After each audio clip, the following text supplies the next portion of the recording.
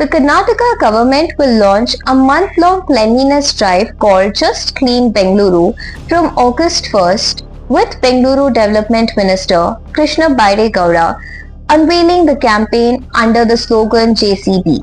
Announcing the initiative, Gowda said the government aims to clear tens of thousands of tons of legacy waste from roadsides, footpaths, medians, vacant sites, and other public spaces across the city. He urged citizens to join the campaign, saying the goal is to build a cleaner Bengaluru. As part of the drive, owners of vacant plots have been asked to remove construction debris and overgrown vegetation by August 15th.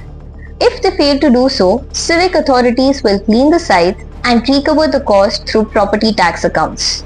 The government said the cleaning charges will be notified next week. The campaign will also involve agencies such as the BBMP, Bengaluru Metro, Suburban Railway and Indian Railways, which have been directed to remove waste and debris from areas under their jurisdiction.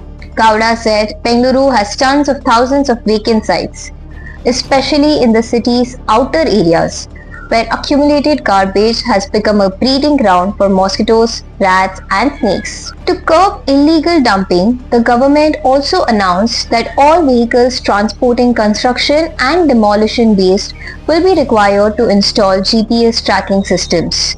The announcement comes days after the government used heavy machinery, including JCBs, to remove alleged footpath encroachments and clear street vendors, a move that had triggered protest in parts of the city.